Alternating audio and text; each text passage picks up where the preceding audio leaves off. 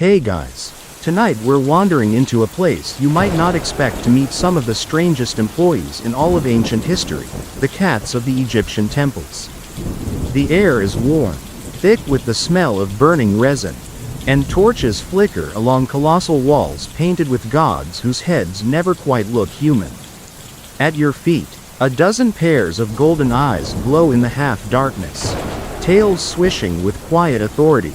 You probably won't survive this shift, mostly because you'll be too busy sneezing from the dust and wondering if that paw brushing your ankle is a blessing. Or just a cat testing if you're edible. So, before you get comfortable, take a moment to like the video and subscribe, but only if you genuinely enjoy what I do here. And if you're listening right now, I'd love for you to drop a comment with your location and what time it is where you are.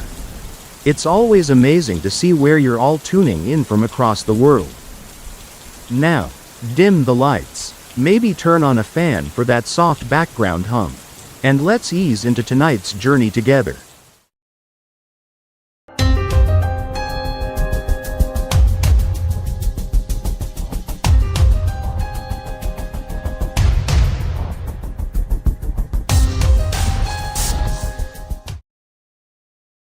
The temple gates creak open, taller than any house you've ever seen, carved with gods and kings who seem to judge your every step.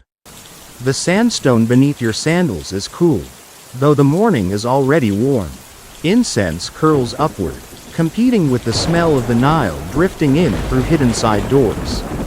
Priests murmur their chants, low and endless, like bees in a hive, and scattered among them, tail high and whiskers twitching, are the temple cats, the real supervisors of this sacred complex. They're not pets, not exactly. In ancient Egypt, cats were protectors, embodiments of Bastet, the cat-headed goddess, guardians of fertility, home, and joy. But here in the temple, they also had jobs, some important, some ridiculous, some probably invented by the cats themselves. The Egyptians revered them so deeply that harming one, even accidentally, was a crime punishable by death. Imagine trying to explain to your neighbor that you tripped over a tabby and now the entire village wants to mummify you. But let's be honest, as much as priests insisted the cats were divine servants, you can already see them doing very earthly things. One rubs its cheek on the corner of a shrine, marking it as if the granite statue belonged to him. Another sneaks under a curtain to steal a sliver of roasted goose meant for the gods. And a third perches on a pedestal, gazing down at worshippers like a furry pharaoh. Historians still argue whether the Egyptians genuinely believed each cat embodied Bastet, or whether they just let themselves be bossed around by animals that happened to be great at pest control. You pause in the courtyard where sunlight slants in, golden dust swirling in the air. Cats stretch across the warm flagstones, unconcerned with human ceremony. A priest passes by, barefoot and serious, and one striped mouser bats lazily at the hem of his linen robe. The priest doesn't scold it, he lowers his head slightly, as though even this casual swipe carries divine meaning. Maybe it does. Maybe it doesn't, but nobody's willing to take the risk of ignoring a cat's opinion. The temple cats aren't here for cuddles. They're here on duty. Their work begins long before you arrive. Through the night, they slink along storerooms, libraries, and sanctuaries, following their instincts while priests sleep. The gates at dawn are only the changing of the guard. By daylight, they become symbols of order and divine favor. By night, they are hunters, sometimes graceful, sometimes clumsy, but always respected. And as you linger by the massive doorway, watching sunlight slide down carved hieroglyphs and pool across the sandy floor, you realize you're stepping into a workplace run by fur and purr. These cats hold the temple together, not with speeches, not with hieroglyphs, but with the quiet certainty that whatever humans believe, the mice and the gods alike must bow to their whiskered authority. The first thing you notice after the temple's morning rituals settle into their rhythm is the unmistakable rustling that doesn't come from priests' robes or swaying palm fronds. It comes from a grain store at the far edge of the courtyard. You know that sound already, tiny claws skittering, tails flicking, mice, and not the cartoon sort with bows and cheerful personalities. These are Nile rodents, determined to chew their way through the gods' offerings as if they themselves had been invited to the feast. Enter the temple cats. They move like shadows, sliding between columns, paws so silent that even your own breathing feels embarrassingly loud. One sleek black cat pauses, ears twitching. Another tabby crouches, belly close to the floor, tail quivering at the tip. This is their shift, the mouse patrol. Now, here's the odd thing. Egyptian temples stored massive quantities of grain, honey, and dried fish. Offerings to the gods didn't just vanish into thin air. They were collected, managed, and sometimes redistributed to the poor or to temple staff. That meant plenty of temptation for pests. Cats became the unofficial but indispensable guardians of these storehouses. You might think, well, that's obvious. Of course cats hunt mice. But the Egyptians saw it as divine symmetry. Just as the sun god Ra fought off chaos each night to rise again, cats fought off the gnawing forces of disorder in the temple. That's right.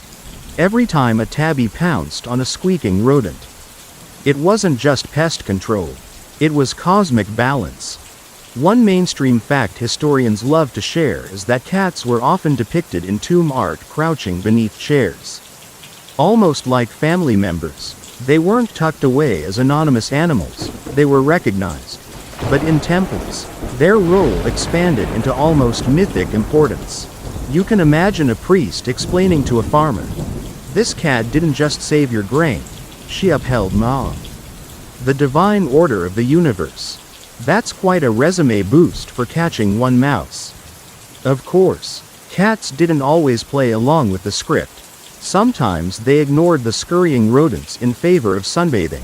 Or worse, they stalked something much less welcome, a scribe's feathery pen, a dangling bead on a priest's necklace. Historians still argue whether temple cats were truly effective rodent control units or whether the Egyptians mostly convinced themselves they were. Maybe the cats were just freeloaders with divine PR.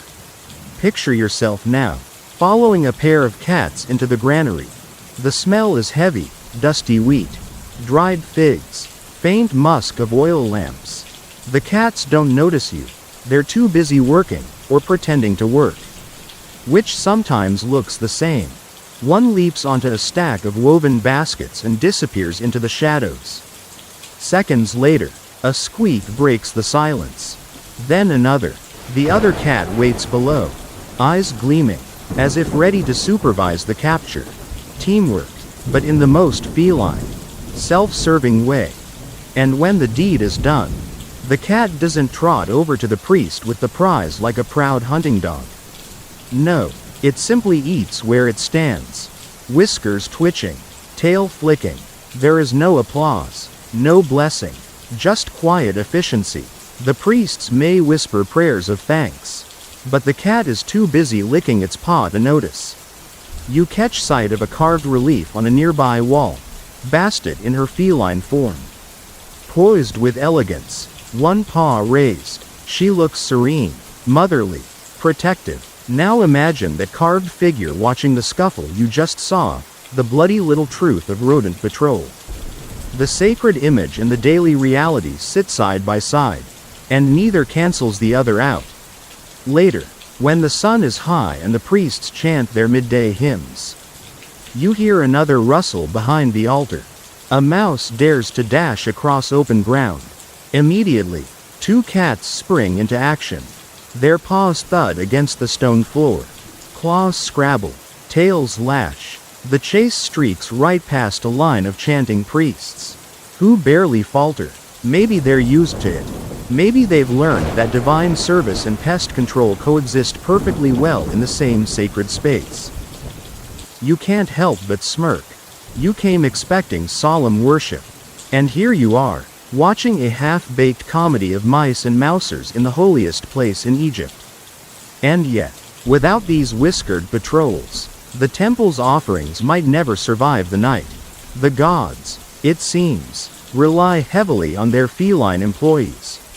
So as the day stretches on, you trail behind them, learning that their patrol is endless. They don't clock in or out. They stalk, they pounce, they nap, and then they do it again. Somewhere between predator and priest, they keep the temple in balance. And if you ever doubt their sacred role, just listen to the way a priest mutters a prayer of thanks when a cat spits out the tail of a mouse. To him, that's not just vermin control. That's divine housekeeping. By now, you've seen the cats patrol the temple like furry guards in whiskered uniforms. But once the rodents are dealt with, or ignored, depending on feline mood, you notice another stranger duty unfold. A priest carries a tray of offerings toward a small inner shrine. The tray glitters with roasted duck, figs, honey cakes, and a little bowl of milk. And before the platter even reaches the altar, there's a soft thud. One temple cat hops up onto the step, as if checking the quality. You've stumbled into the cat's second job, food tasting. Not that anyone officially put this on their resumes, but cats made themselves unavoidable in the temple kitchens and offering halls. Imagine it. After all the careful preparation, the chanting, the wafting incense, along comes a cat who dips its rough pink tongue into the sacred milk. The priest freezes. Does this mean Bastet has blessed the offering? Or did the gods just get mugged by a tabby? Here's the thing. Egyptians believed offerings were spiritually consumed by the gods the moment they were presented. The physical food afterward was often redistributed to the priests or to the poor. So, when a cat sampled an offering, people had two ways to see it. Either it was the goddess herself taking her share in feline disguise, or it was just Tuesday. Historians still argue whether priests treated these interruptions as sacred omens or just everyday inconveniences. One mainstream fact: cats were often painted in banquet scenes, sitting under chairs, reaching for scraps of goose or fish. It wasn't considered rude, it was practically expected. In temple life, that behavior took on another layer. If a cat licked a cake meant for a god, priests could interpret it as divine approval. Of course, there's a fringe tidbit too. Some accounts hint that temple cats sometimes grew so bold they snatched entire offerings before rituals even began. You can almost hear the exasperated priest. Yes, worshippers. That vanishing loaf was absolutely consumed by Osiris, not by whiskers. You settle onto the floor near the shrine, watching a calico stretch across the tray. She noses the figs, bats at the honey cake, then dips a paw into the milk bowl. The priest doesn't swat her away. Instead, he whispers something soft, as though acknowledging a sacred act. You think, maybe she's spoiled, maybe she's divine, or maybe the line between spoiled and divine is thinner than you'd guessed. As you watch, another priest enters with fresh fish. Two cats immediately follow, tails raised like banners, practically escorting the platter. They wind around his legs, tripping him nearly into disaster. He mutters but doesn't shove them away. Instead, he sets the tray down and allows one striped Tom to sniff the fish before placing it on the altar. A food inspector, fur-covered and uninvited. Now, here's a debate you'll appreciate. Did the cats prevent food poisoning? In some unintentional way? They couldn't exactly detect spoiled honey or moldy grain, but their attraction to freshness might have reassured the priests. If the cat wanted the fish, maybe it meant it was good enough for the gods too. You could almost call it the world's first quality control system, though run entirely by creatures who also licked their own tails in public. The shrine room grows warmer as the sun climbs higher, and you notice cats stretched in corners, bellies full from stolen morsels. A priest steps lightly, careful not to disturb them. It's hard not to smile. Imagine working in a job where your boss eats half the product and still gets praised for it. These cats had cracked the system, freeloading. But sanctified freeloading. Still, the seriousness remains. Even in the comedy of a paw dipping into a bowl, the Egyptians wove meaning. They believed animals were channels for the divine. And cats, above all, carried Bastet's blessing. A cat's casual snack could be read as a goddess's acceptance, a signal that the offering pleased her. Historians debate whether the priests truly believed this every time, or whether it was just the easiest explanation to tell worried worshippers. Either way, the cat never seemed concerned. She licked the plate clean, turned 3 circles on the altar, and promptly fell asleep. And so you sit, lulled by the rhythm of the chants, the incense haze, and the soft sound of cats crunching fish bones in holy silence. You realize that in this temple, divinity isn't always thunder and lightning. Sometimes it's a pair of glowing eyes stealing your breakfast, and everyone pretending it was a miracle. The temple's inner courtyards are lined with storerooms, and tucked inside one of them is a treasure that doesn't glitter like gold but weighs just as heavily in importance: the scroll archives. These rolls of papyrus, carefully inked with hymns, spells, records, and tax accounts, are the backbone of temple knowledge. And right there, sprawled on top of a shelf, is a ginger cat, purring like he owns the place. Welcome to the cat's next odd assignment, guardian of scrolls. You step closer. The air in the archive is dry, dusty, faintly sharp with ink. The papyrus sheets rustle faintly whenever a draft sneaks through the lattice windows. These scrolls are tempting to more than just priests. Mice and insects love to gnaw on them. So, naturally, cats were given the job of defending knowledge.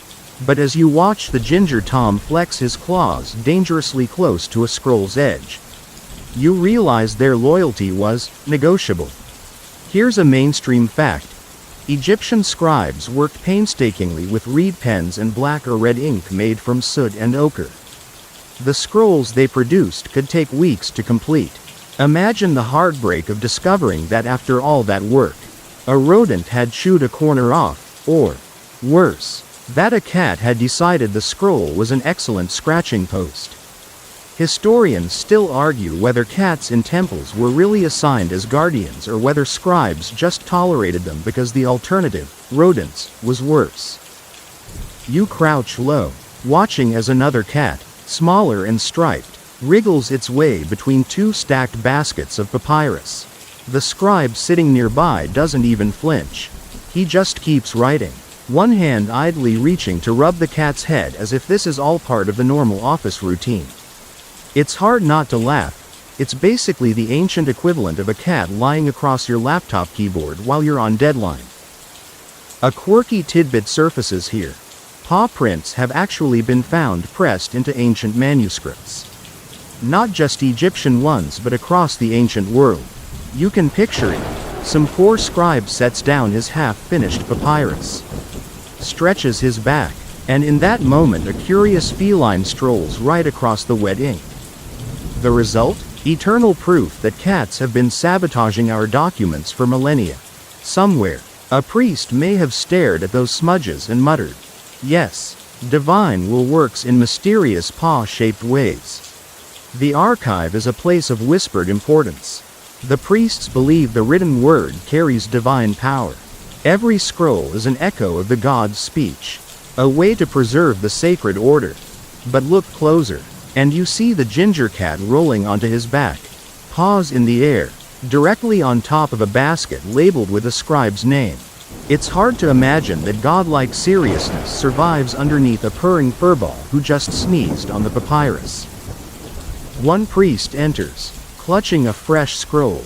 His steps are careful, his voice low, yet before he even reaches the shelf, a calico leaps down, knocking a reed pen across the floor. Ink smears the corner of the new scroll.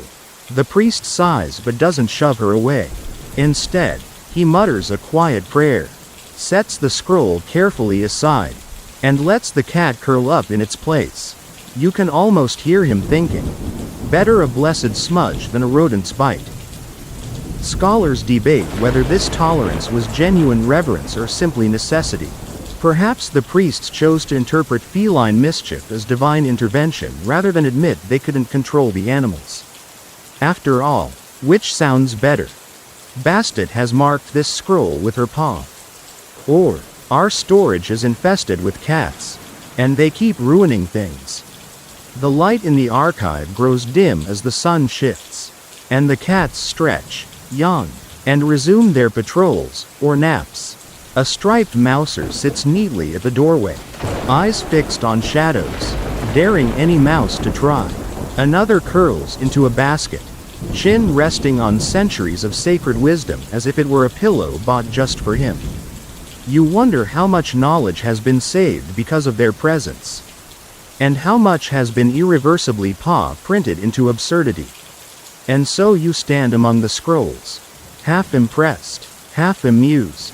The cats of the temple archives aren't just guardians of history, they're editors, critics, and occasional vandals. Each purr, each paw mark, becomes part of the record. Divine will, sloppy accident, or both. It all gets woven into the story. And as you leave the archive, you can't help but think that maybe the greatest secret written on those scrolls isn't in ink at all. It's in fur shed quietly into the margins, forever trapped in the papyrus fibers, waiting for someone like you to notice. By the time you emerge from the musty scroll chamber and back into the courtyard, the temple is alive with sound. Drums thump steadily, pipes shriek a high tune, and the smell of roasting meat drifts through the air. It's festival day. The priests in their white linen robes gather, holding flowers and amulets, preparing for a procession. And right at the front, winding through the crowd like they own the place, come the temple cats. This is their next role, ceremonial participants. You'd think cats wouldn't care about ritual schedules, but somehow they're always there when something grand is happening, parading at the edges, weaving between priestly ankles, even hopping up onto altars in the middle of chants. A priest lifts a small statue of Bastet, shimmering in polished bronze, the goddess's feline face gleaming in sunlight. The crowd bows their heads, and just then, a sleek black cat leaps up onto the platform, tail flicking, eyes locked on the statue. The worshippers gasp softly, and then a murmur spreads. It must be a sign. The living cat greeting her divine twin. You grin. It might also just be the best seat in the house. Historians still argue whether cats genuinely had roles scripted in temple ceremonies or whether they just crashed the party and humans invented meaning afterward. One mainstream fact: Bastet's festivals were enormous. In Bubastis, her cult center, thousands of worshippers once gathered with music, wine, and dancing. Her role shifted over time from fierce lioness to gentle domestic cat, protector of families and joy. So when cats pranced through temple rituals, Egyptians weren't annoyed, they saw it as the goddess herself joining the celebration. And the quirky tidbit? There are accounts of priests dressing cats in small adornments during festivals, beads, gold amulets, even tiny collars. Imagine trying to hang jewelry on a creature that barely tolerates a pat on the head. Yet here they are, adorned like furry celebrities, tolerated and even adored by the crowds. You can picture a priest trying to keep a solemn face while his cat model promptly wriggles out of its necklace and trots off to chew a leftover fishbone. The procession begins. Priests chant in measured tones. Incense swirls, and worshippers wave palm branches. Cats thread through the crowd like sacred threads woven into the ceremony. Some follow the drums, tails high, as though they know they're leading the rhythm. Others sneak under offering trays, snagging bits of bread with practiced precision. And every time they do, the people murmur reverently, as if the goddess herself has chosen that snack. You follow one tabby as she leaps gracefully onto a dais, sits squarely beside the bronze Bastet statue, and licks her paw with bored dignity. The priests don't remove her. Instead, one even bows slightly in her direction, interpreting her grooming as a sacred gesture.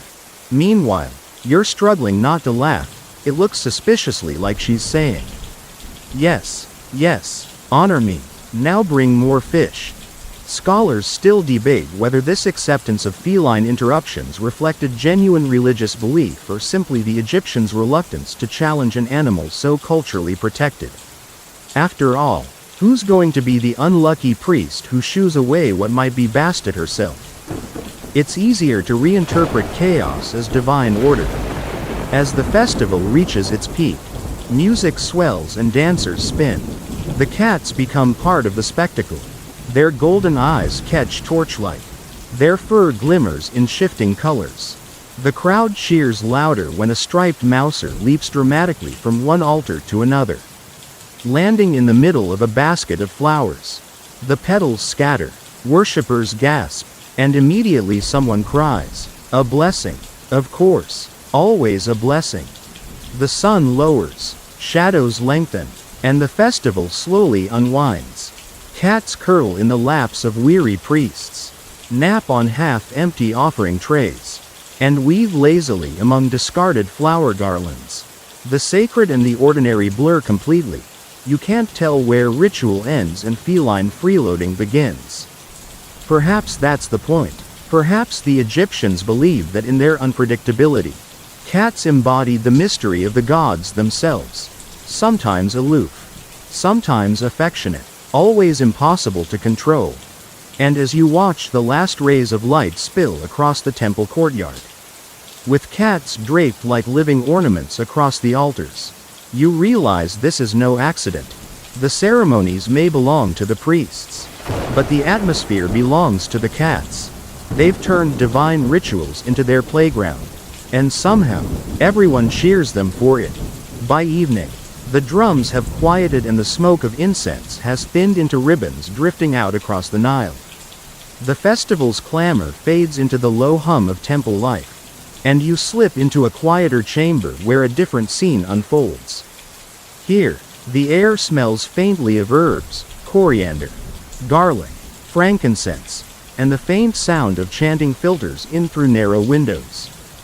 This is the place where healers work, tending to those who come with fevers, injuries, or complaints that no priestly spell alone can cure. And curled against the sickbeds, tails wrapped neatly around themselves, are the temple cats. You've stumbled into their next curious role, healers' helpers. Now, Egyptians were great believers in the blending of medicine and magic. Doctors were trained in practical remedies, honey for wounds, moldy bread as a surprisingly effective antibiotic, willow bark for pain relief, but also in ritual charms. And cats, as living embodiments of Bastet, were seen as more than just warm bodies. Their presence brought comfort, perhaps divine protection. A purring cat beside your bed wasn't simply a cozy touch, it was the goddess herself soothing your pain. One mainstream fact: Bastet's name was often invoked for protection during childbirth. Her gentle feline form was associated with motherhood, nurturing, and warding off illness. So imagine the comfort of a woman in labor, clutching a figurine of Bastet while a real cat nestled nearby, purring in steady rhythm. The sound alone could have been as calming as any chant. Here's a quirky tidbit. Some Egyptians believed that cats could detect evil spirits or illnesses invisible to the human eye. A cat's sudden hiss or retreat was interpreted as spotting something sinister in the room. Of course, modern eyes might say the cat just saw its own reflection in a polished bowl. But in the candlelight of a temple sickroom, that hiss would carry heavy meaning. Historians still argue whether cats were deliberately placed with patients as part of medical practice, or whether their habit of curling near warmth and food simply coincided with healing rituals. You sit quietly on a reed mat, watching a healer grind herbs in a stone mortar. His hands move steadily, crushing, mixing, whispering words that sound half like prayer, half like recipe. Beside him, a calico cat watches intently, tail flicking with interest. When the healer sets down the pestle, the cat dips her nose toward the mix, sneezes, and promptly curls beside the patient instead. Was it inspection? Was it divine commentary? Or was the smell simply too strong for her whiskered face? The patient, a boy with a bandaged arm, relaxes as the cat presses close. His breathing slows, his gaze softens, and soon he's asleep. You notice the healer doesn't shoo the animal away. He seems to take this as part of the treatment.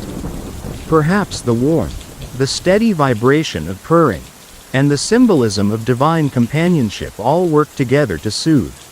Another patient, an older woman coughing weakly, is offered a poultice of garlic and honey. As she leans back, a sleek black cat hops onto her bed, kneads the blanket, and settles into her lap. Her wrinkled hands tremble as they stroke his fur. The room is silent except for the whisper of breath and the faint hum of purring. A sound that seems to soften even the healer's stern expression. It strikes you then. Temples weren't just about lofty rituals and divine pronouncements. They were places where people came to feel better, body and soul, and cats, practical rodent hunters by day, chaotic ritual participants by afternoon, became quiet companions by night, lying beside the sick, offering a kind of comfort that medicine alone couldn't. You can imagine debates among priests. Was the cat's warmth a tool of Bastet? Or just an animal curling where it pleased? Scholars still puzzle over this. But as you sit here, the answer feels irrelevant. The comfort is real. The boy sleeps more soundly. The woman coughs less harshly with her hand resting on sleek fur.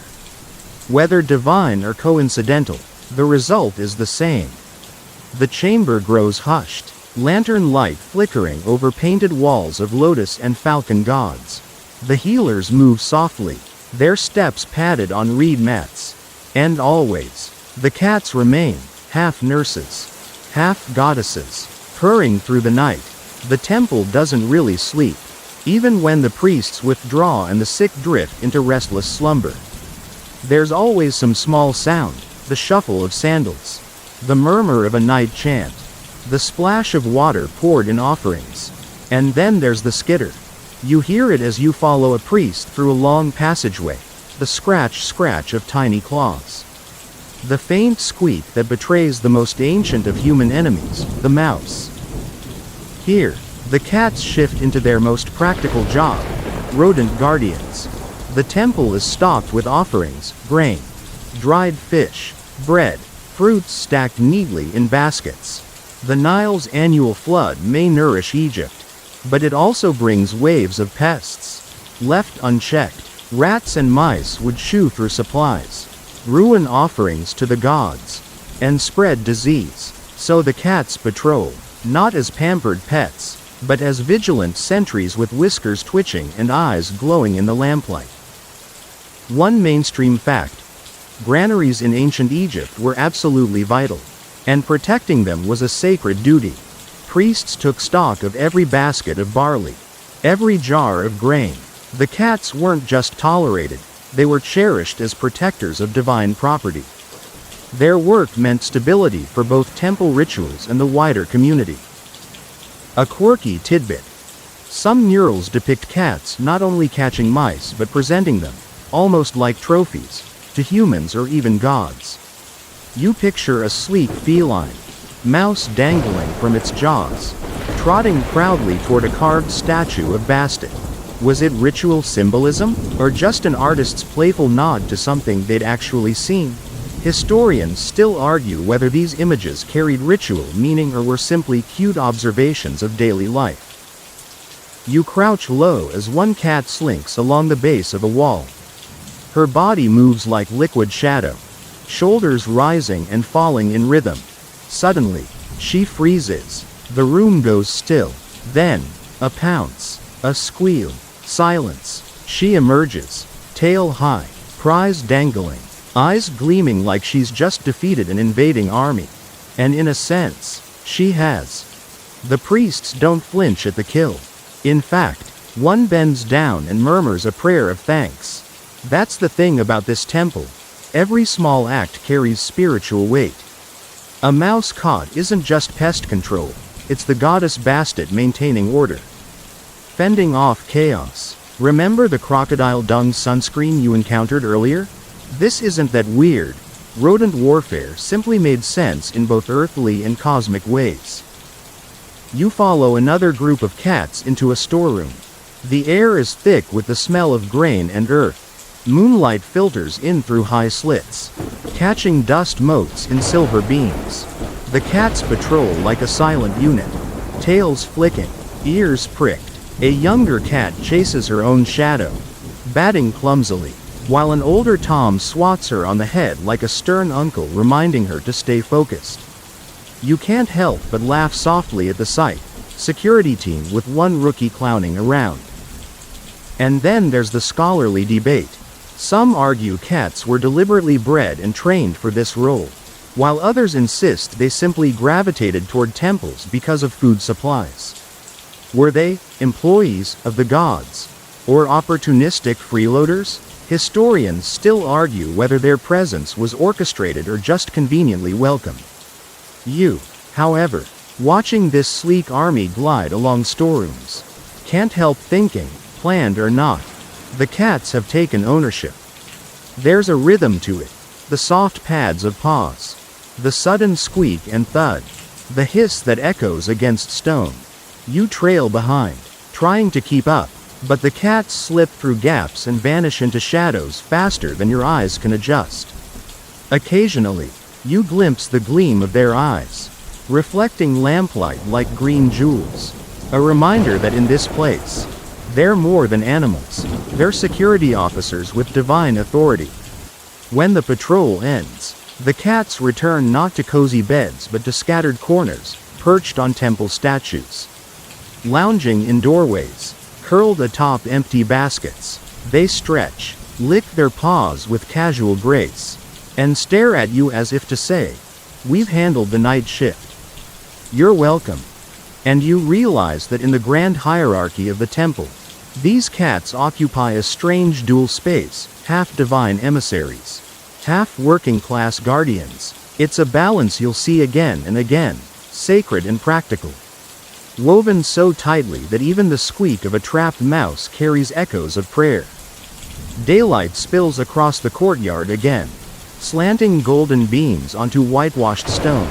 Priests stir awake, servants shuffle about, incense curls lazily from braziers, and the cats? They are already stretching like royalty.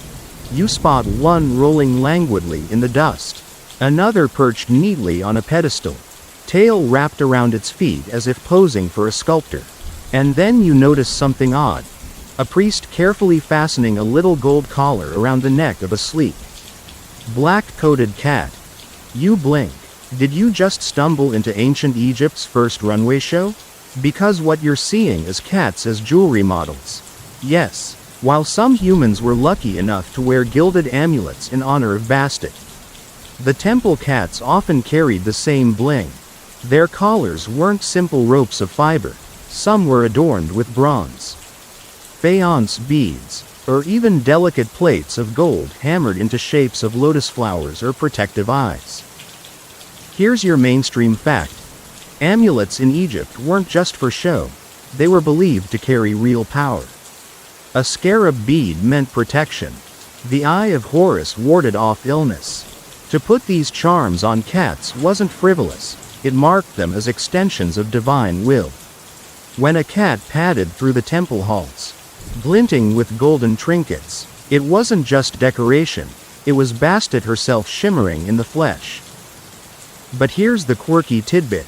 Some archaeologists have unearthed tiny, cat-sized jewelry pieces, leading to the cheeky suspicion that priests may have had a sense of humor about it. Imagine a cat strutting down a corridor, shaking its head with annoyance as a pendant clinks against its chin. Did the feline understand it was being styled, or did it simply tolerate the human's fashion experiments in exchange for a juicy bit of fish later? Historians still argue whether these lavish adornments were purely ritual or partly a show of temple wealth. Was the cat being honored, Or were priests sending a political message to visitors? Look how prosperous and holy we are. We can even afford to gild our cats. The debate lingers like the faint perfume of incense clinging to your clothes. You trail behind one such decked-out feline now. She slinks down a hallway, sunlight flashing off the tiny gold plate on her collar. Two servants pause to bow their heads as she passes, which you have to admit is impressive for an animal currently licking her paw in a very undignified way. It's like watching Cleopatra mid-sneeze, still regal, but a touch ridiculous. As you continue walking, you notice a group of children of temple workers giggling at a fat ginger Tom wearing a collar that seems slightly too tight. He scratches furiously at it, then flops over in theatrical protest. The children laugh, and you chuckle too, realizing that cats have probably always been unwilling fashion icons, from Karnak to your own living room couch. But there's something else at play. A priest kneels beside a statue of Bastet and places a cat in front of it. Collar gleaming, he whispers a prayer while gently stroking the animal. In that moment, you understand the symbolism. This isn't about making the cat look fancy. It's about bridging the human and the divine. The amulet doesn't just sit on fur, it transforms the creature into a living, breathing shrine. You can almost imagine the cat's thoughts. Yes, yes, divine emissary, blah blah blah, now where's my dinner? And perhaps that's the beauty of it. In a temple where gods are everywhere, painted on walls, carved in stone, etched on papyrus, the cat moves, yawns, demands attention. The divine is alive, unpredictable, sometimes indifferent, and you, standing there, feel the tug of reverence mixed with the quiet comedy of watching a gold-draped cat chase its own tail. The day warms, the jewelry glints brighter, and as you trail after these whiskered models of ancient haute couture, you realize you're not just watching fashion, you're watching faith take form in fur and metal. In paw prints and prayer, night falls again, thick and heavy, pressing against the walls of the temple. Torches flicker, shadows sway, and a stillness settles over the courtyard. You think you might finally have a quiet stretch ahead, until you hear it. A long, drawn-out yowl, rolling through the corridors like an alarm bell. Another joins it, then a chorus. Wails, chirps, hisses, strange midnight songs. You glance around, half expecting thieves or angry spirits. Instead, you find the cats in full nocturnal form. The temple's nighttime alarm system has kicked in. Here's the mainstream fact. Egyptians really did value cats for their keen senses, particularly their ability to spot trouble in the dark. Ancient temples and homes lacked locks in the modern sense, relying instead on human guards, protective spells, and, yes, a network of feline sentinels. A prowling cat, alert to every rustle, was often the first to sense intruders, vermin, or disturbances in sacred spaces. But there's the quirky tidbit. Cat yowling wasn't just random noise, it was sometimes interpreted as a sign of divine communication. Priests might whisper that Bastet was voicing displeasure through her creatures. And yet, if you've ever been woken at 3 a.m. by a cat demanding food, you can't help but suspect the divine message was simply, "Feed me." Mortal. Historians still argue whether temple cats were deliberately trained to patrol certain areas or simply did so out of instinct. Some suggest they were subtly encouraged, given food in storerooms, for instance, so their wandering habits would align with temple security. Others believe it was sheer coincidence, later wrapped in layers of sacred storytelling. You stand in a darkened hallway now, watching a pair of cats freeze. Ears perked, they stare into the shadows. Tails twitching, you hold your breath. A faint clatter echoes, just a clay jar settling in the cool night air. The cats, unimpressed, begin grooming themselves. You exhale. Apparently, false alarms existed even 3,000 years ago. Still, there's something eerie about it. One cat suddenly arches its back, fur bristling, and hisses into a corner. You can't see anything there. Is it a rat, a draft, or, as the priest murmuring nearby insists, a wandering spirit brushed too close to the mortal plane? The ambiguity hangs in the silence. The cat eventually relaxes, but you find yourself glancing nervously into the same corner long after. As the night deepens, you realize these alarm calls aren't just practical, they're atmospheric. The temple, vast and echoing, transforms into a theater of sound. A mule bounces off sandstone columns like a flute note. A hiss cuts the air sharper than a priest's chant. Somewhere, a kitten squeaks, absurdly tiny against the cosmic vastness of the temple. And yes, you can't resist the modern comparison. In your apartment, a midnight cat yowl probably signals a toppled glass of water. Here, it might be a signal of divine discontent, or just an equally toppled jar of beer meant for tomorrow's offering. Either way, the message is clear. You are not the one in charge. The cats are. Eventually, you lie down on a reed mat in a side chamber, lulled by the rhythm of feline sounds. You imagine priests centuries ago doing the same, comforted that their furry alarms stood guard. And as sleep nudges at you, one last wail cuts through the night, long, mournful, oddly beautiful. It echoes until it becomes part of your dream, pulling you deeper into the darkness, where even the gods seem to listen. Morning sunlight creeps back over the Nile, painting the temple walls in soft gold. By now you're used to cats darting through corridors and lounging on statues. But today you notice something different. A line of priests and servants heads out the temple gates, baskets balanced on their shoulders. Where they go, the cats follow, tails up, eyes sharp, whiskers quivering. You trail behind, and soon the air changes. The dry stone smell of the temple gives way to the briny tang of water. The Nile sparkles, boats bob lazily, fishermen call out as they haul in their catch, and just beyond the quay lies the market, buzzing with chatter, clinking pottery, and the irresistible smell of fish. This is where the cats of the temple transform into food inspectors. Uninvited but never ignored. Here's the mainstream fact. Temples relied heavily on fish and other river bounty for offerings. Daily meals and feasts. Vendors supplied these sacred institutions. And keeping the supply fresh and unspoiled was a matter of ritual purity. A spoiled fish wasn't just unpleasant, it was unworthy of the gods. The quirky tidbit. Cats were notorious for weaving in and out of these markets, boldly sampling the wares. Ancient texts mention cats sneaking bites from baskets, while market-goers either tolerated them as sacred animals or shooed them away half-heartedly. Imagine one particularly brazen cat biting into a tilapia, leaving behind half-chewed evidence, while a priest shrugs and mutters, "The goddess has approved this one." Historians still argue whether cats at fish markets were actively encouraged, seen as holy taste testers, or merely tolerated pests. Some believe the overlap of sacred and practical blurred so much that it didn't matter. Was it theft, blessing, or both? The answer, as with so many things here, is yes. You weave into the market's chaos. Fishmongers slap their catch onto reed mats, scales flashing like silver coins. Cats hover like shadows, darting forward when a merchant looks away.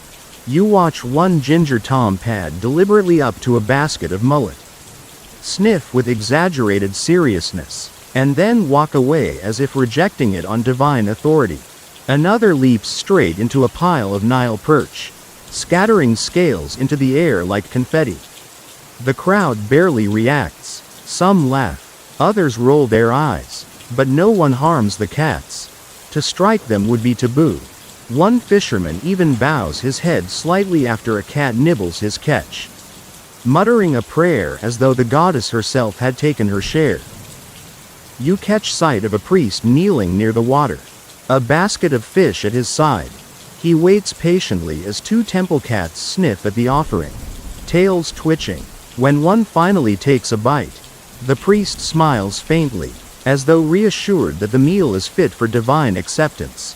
It's part ritual, part quality control, part comedy. And of course, the noise is everywhere.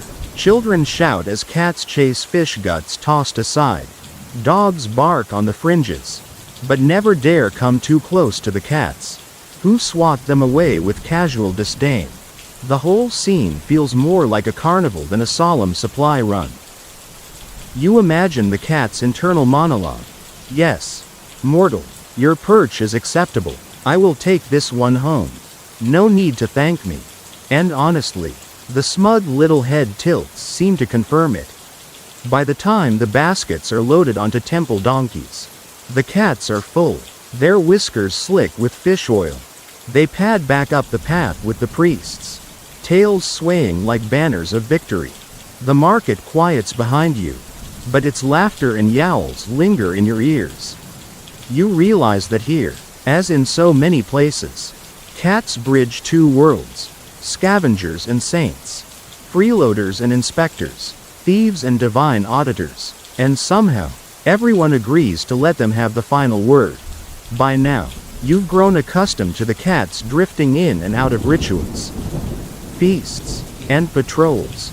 But today, as you step into the cool hush of the scriptorium, you discover another of their peculiar duties.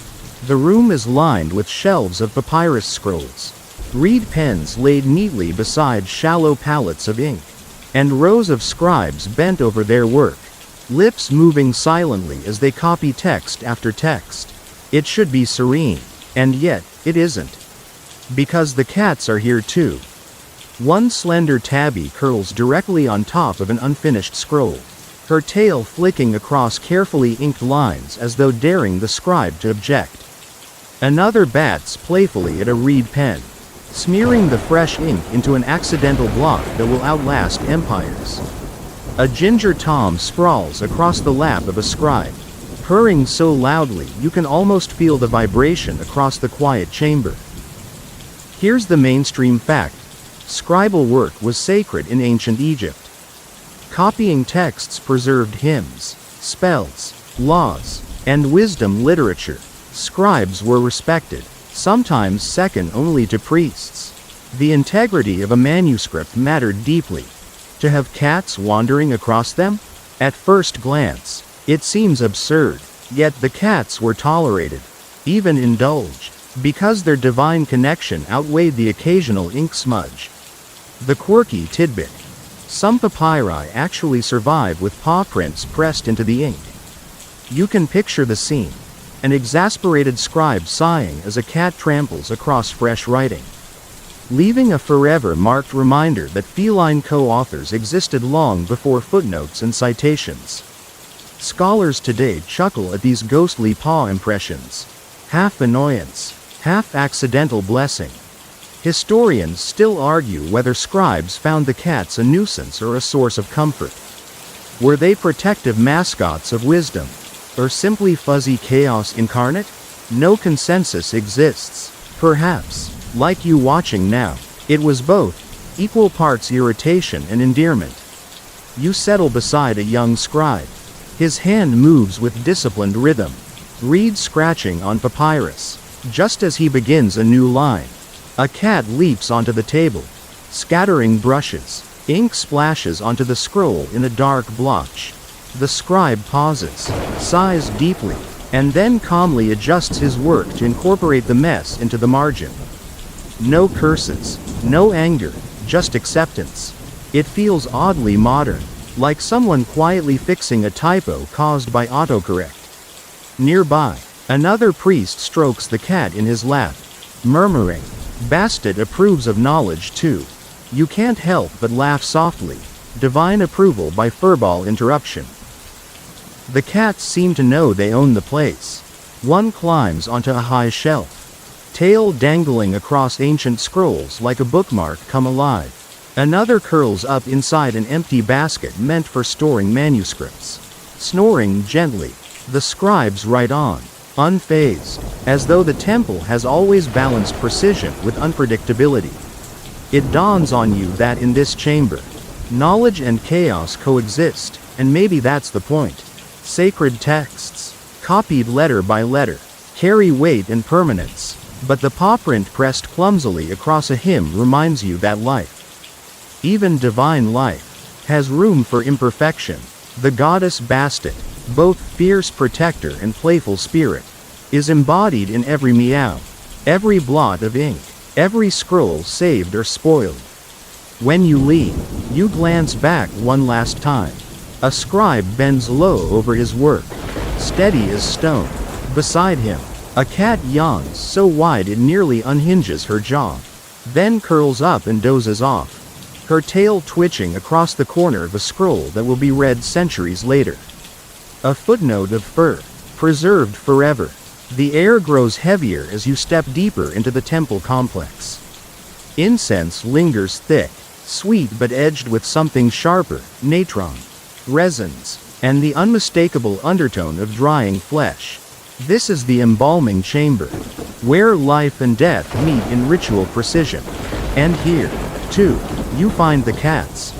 They do not shy away from the space.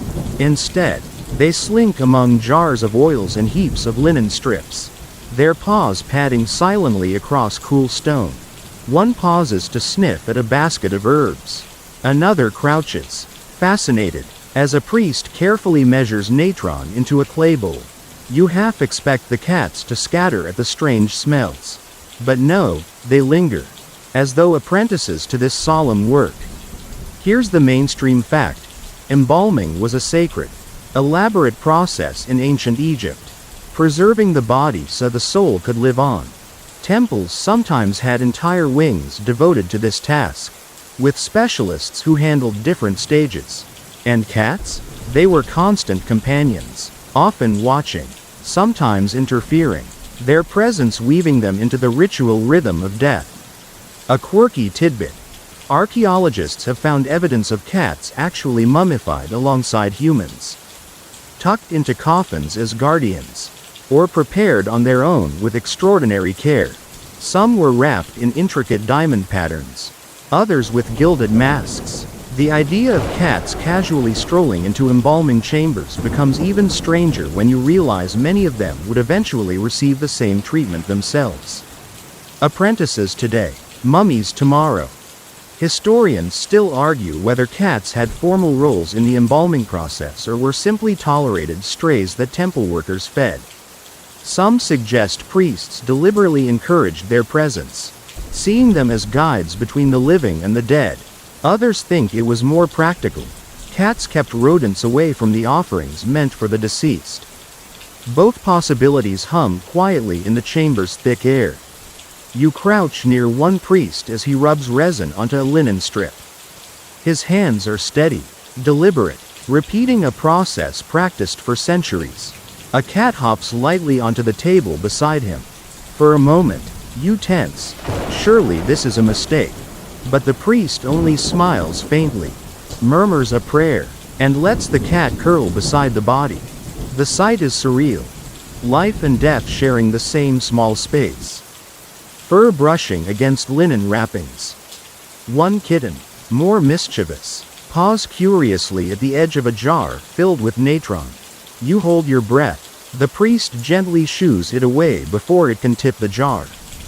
Then chuckles, shaking his head as if to say, even the goddess has trouble raising her children. And yet the cats bring something strangely comforting. Their steady purrs mingle with the rhythmic chants of the embalmers, softening the chamber's gravity. You realize that for mourners, seeing a cat nearby may have been soothing, a reminder that even in death, the divine companion remained.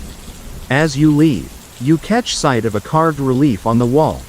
A cat seated proudly beside jars of canopic organs, tail curling like a question mark. Is it decoration, symbolism, or documentation of what you've just witnessed? Historians still argue, but you, having seen the cat's pace between linen and resin, suspect it was all three. And in that dim chamber, you understand, just as the priests did, that death was never an ending here. With cats prowling watchfully, It felt instead like a passage, guarded by creatures who walk easily between the sacred and the mundane. The temple by day hums with ritual and routine, but sometimes it vibrates with politics too. Egypt's pharaohs and generals understood something simple yet powerful. People loved cats. Not just as mousers or companions, but as sacred beings tied to Bastet herself. And where there is devotion, there is opportunity. You first glimpse this connection in a mural. Soldiers march with shields and spears, but painted beside them are cats, sleek and poised. It seems almost ridiculous. What army brings felines to war? Yet stories survive of Egyptians weaponizing reverence. One tale claims that during a battle against the Persians, enemy soldiers carried cats before them, knowing the Egyptians would hesitate to harm Bastet's sacred animals. The result? A pause, confusion, and a shift in the tide of battle. Here's the mainstream fact. The veneration of Bastet and cats was not just personal devotion. It was state-level religion. Pharaohs commissioned statues, shrines, and festivals celebrating her. To injure a cat, even by accident, could carry heavy punishment. Imagine how that kind of reverence could be harnessed, whether to rally crowds, intimidate rivals, or legitimize rule. The quirky tidbit. There's evidence of actual political propaganda where cats were invoked as symbols of the pharaoh's divine protection. Some officials even had their tombs decorated with cats not only hunting mice but trampling human enemies. Claws sinking into foreign soldiers. You can't help but smirk. Nothing says, "Fear my wrath," quite like a cartoonish depiction of a house cat mauling your rivals. Historians still argue whether the Persians' cat shield tactic truly happened or was later Egyptian propaganda meant to explain a humiliating defeat.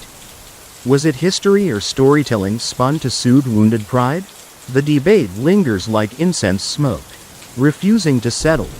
As you walk through the temple courtyard, you see cats lounging among statues of pharaohs, tails flicking as pigeons scatter. You imagine envoys arriving, impressed by the sheer calm of these animals treated with such deference. A priest might whisper, "Even our cats command respect." The message is subtle but powerful. Egypt is so favored by the gods that even its animals are untouchable. You watch a group of children playing nearby, chasing after a cat with painted beads around its neck. The elders scold them gently, not because of the noise, but because roughness with the sacred creature would be disrespectful. The cat saunters away like a royal who has just dismissed her subjects. Politics, you realize, isn't just about armies or treaties. It's in every interaction, every bow to a whiskered figure on the temple steps. And perhaps that's the most astonishing part. A pharaoh could build pyramids, conquer Nubia, and rewrite laws. But when it came to daily influence, sometimes the most persuasive figure wasn't him. It was a purring bundle of fur with sharp claws and sharper symbolism. As the sun sinks, you imagine those same cats stretching across battle lines, palace halls, and temple floors, paw prints pressed not just into papyrus, but into the very politics of an empire. The temple may have been a sacred stage, but its cats didn't just lounge in eternal glory. They also had very real, very furry lives. You notice this when the candles flicker low and the priests shuffle away, leaving the great halls quieter.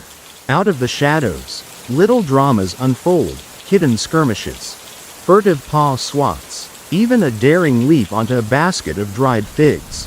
The ancient Egyptians might have wrapped their devotion in ritual, but beneath it all, cats were still cats. Here's the mainstream fact. Remains of temple cats reveal they were often deliberately bred and raised. Some skeletons show signs of careful care, while others suggest mass breeding, hinting at farms designed to supply temples with offerings and companions. Cats could live pampered lives, but not all were so lucky. Many were raised specifically to be sacrificed, mummified as gifts to Bastet. The quirky tidbit. Some mummies, when X-rayed in modern times, revealed shocking substitutes, just bundles of cloth, feathers, or even random bones. Apparently, there was a cat mummy scam. Merchants sold pilgrims what they thought were holy relics.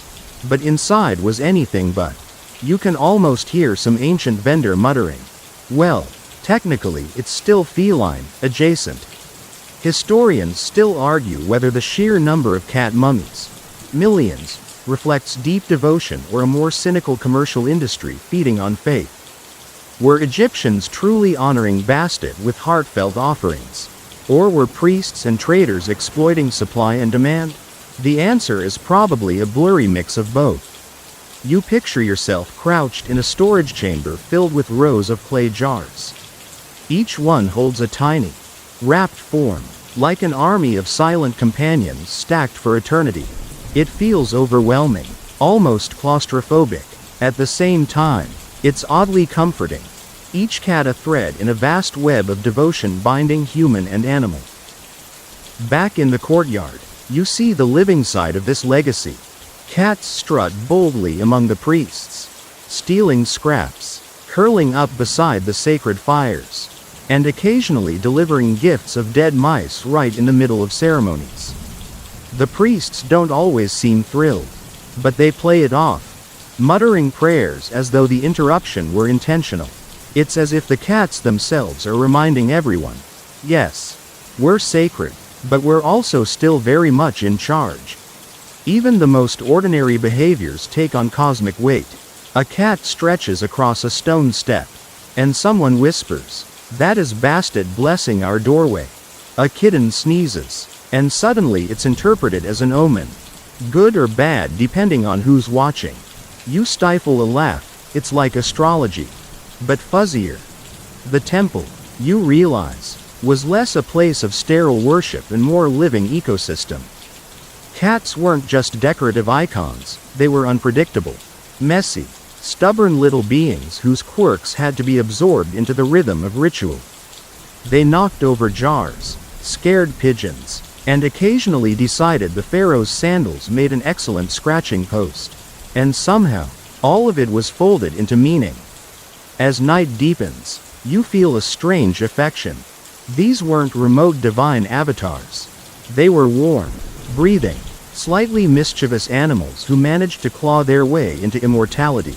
Maybe that's their greatest trick, convincing humans that every purr, every stretch, every mischievous swat was something more than just instinct. It was a message from the gods, wrapped in fur.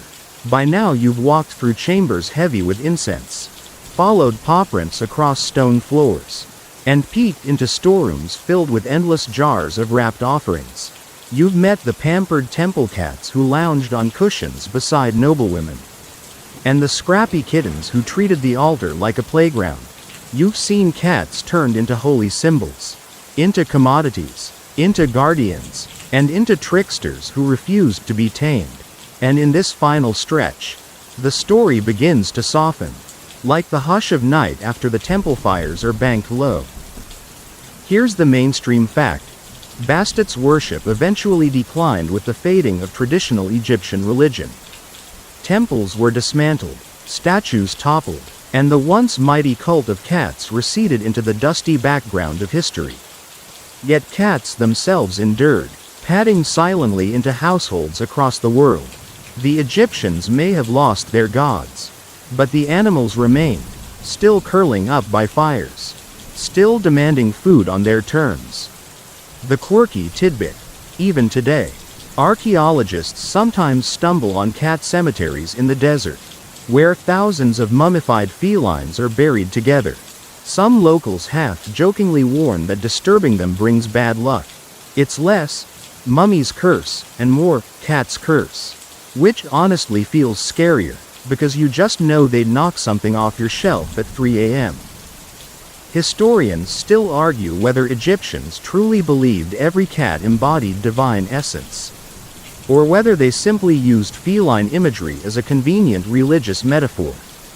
Was every twitch of a tail sacred, or was it a practical superstition that helped organize daily life? The debate continues, and maybe that's fitting, because cats themselves never fully give away their secrets. And so, in the dim corridors of a temple long fallen, you imagine the sound of soft paws echoing down the stone halls. No priest, no pilgrim, no chanting crowd. Just the lingering presence of a creature that lived half in your world and half in the imagination of the gods. They were both mundane and mystical, both food thieves and holy symbols. Somehow, that contradiction is what makes them timeless. As you sit with this image, the night folds around you. The temple cats slip into dreams. The incense fades to nothing. And the great city of Thebes, or was it Memphis, quiets until only the river's lap remains. You let your thoughts settle like sand after the flood. Slow, steady, and still. And now, as the story draws to a close, let the images soften in your mind. No more bright courtyards. No more bustling priests. No more weight of history pressing on your shoulders. Just the quiet padding of a cat through shadowed corridors. Her fur brushing stone walls polished by centuries of hands. She pauses, looks at you with golden eyes, and then slips away into the dark, leaving you with nothing but calm silence. The temple disappears. The desert wind grows faint. The Nile, which once carried barges of offerings and laughter of pilgrims, now moves like a gentle hum, as if the river itself wants to lull you to sleep. Every ripple folds into the next. Unhurried, eternal. You breathe with it, slow in, slower out, and feel the heaviness of your body sink into rest. Whatever debates scholars have, whatever mysteries remain unsolved, they do not matter here. What matters is the rhythm, the softness, the reassurance that even thousands of years ago, people found comfort in the presence of animals. They built temples for gods but trusted cats to guard their dreams. And tonight, you borrow that same quiet faith. So close your eyes now. Let the temple fade. Let the paws fall silent. Let the incense curl into nothing. There is only rest, only stillness, only sleep.